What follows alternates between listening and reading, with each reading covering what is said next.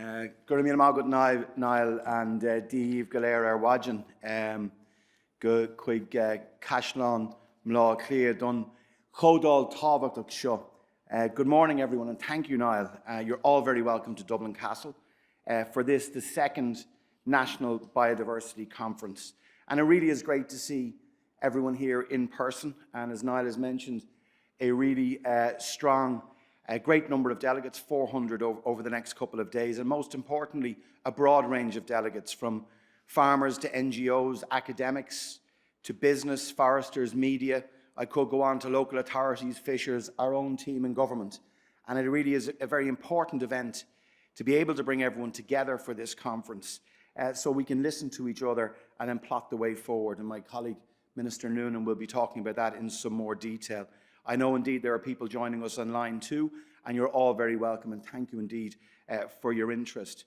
I think the diversity of groups and disciplines in attendance, it really does reflect the reality that biodiversity is an all-government issue, but most importantly, it's an all-of-society issue, and that all of us, every single person here and every single person in this country, has a role to play in addressing it.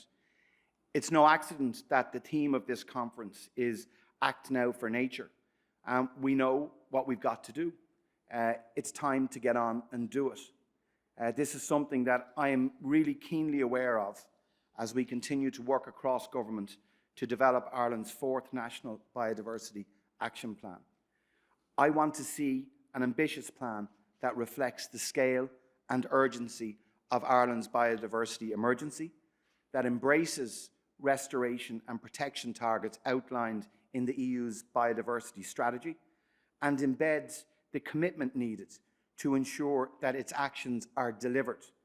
And I know that all of you here today also share that ambition.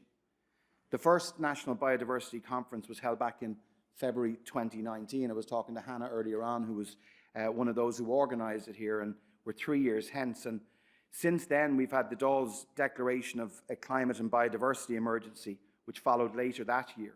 And in the 3 years that have passed since, we've seen a sea change, in my opinion, in the way that people think about nature and biodiversity.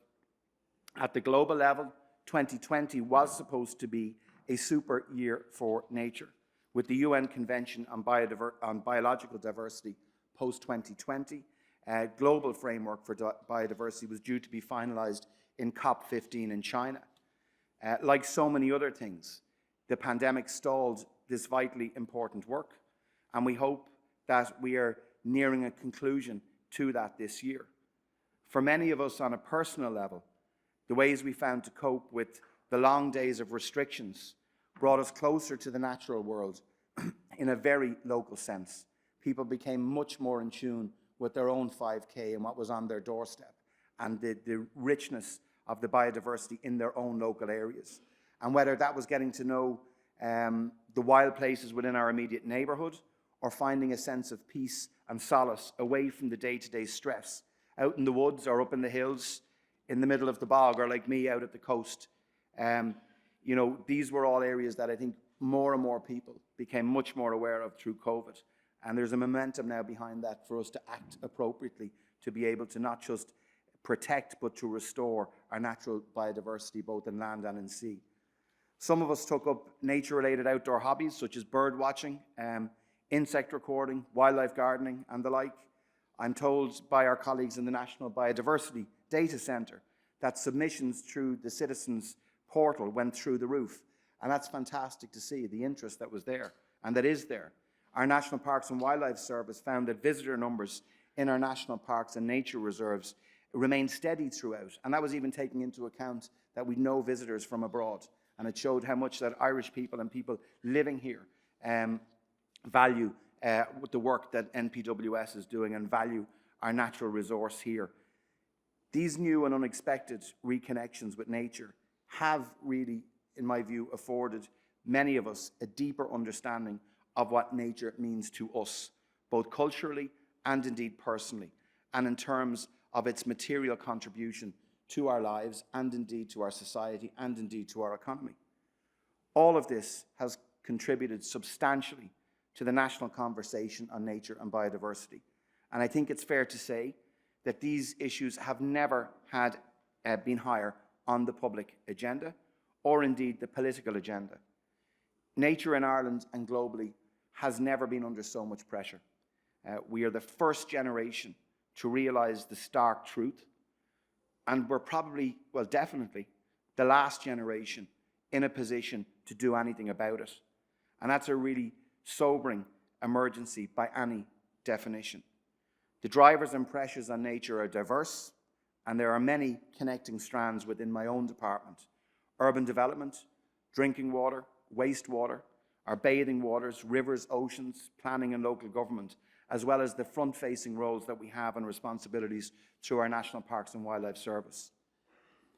The ongoing work that myself and Minister Noonan and our team are engaged in the next cycle of the River Basin Management Plan and the expansion of the Marine Protected Area Network, in my view, will contribute enormously to achieving our biodiversity objectives. Minister Noonan and I are working through together across many of these strands, and I hope you'll agree that our department is taking a leadership role in the response to the biodiversity emergency, and Malcolm will outline some of that in more detail when he speaks to you shortly. But while good progress has been made, I'm acutely conscious that there is so much more to do, and that we need to do it fast. I know this is something that the Taoiseach himself is very keen to see progressed, and the biodiversity agenda certainly benefits enormously from his support at the top of government.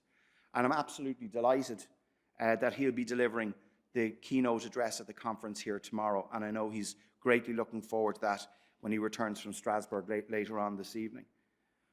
Before I hand you over to Malcolm to officially open the conference, I'd like to say a few thank yous to the people who've been really instrumental in making sure that this event happens, and it will be, I'm certain, a very successful and fruitful event.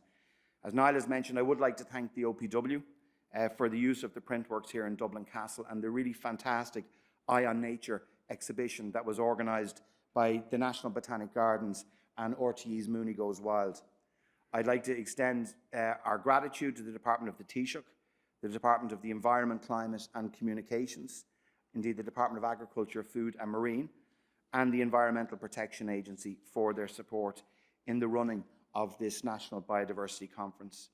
To our own NPWS conference team, my own department communications team, and the event management team led by Natural Capital Ireland and the consortium led by KPMG, who are leading the stakeholder engagement, which is crucially important in this fourth National Biodiversity Action Plan.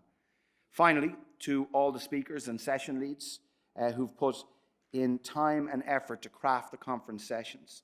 The diversity of the speakers is really, really impressive. From landowners to community group representatives to NGOs, journalists, academics, business and indeed policymakers. And they've really shown a great team spirit and determination that we can collectively make a difference for nature. And I'm certain that we can.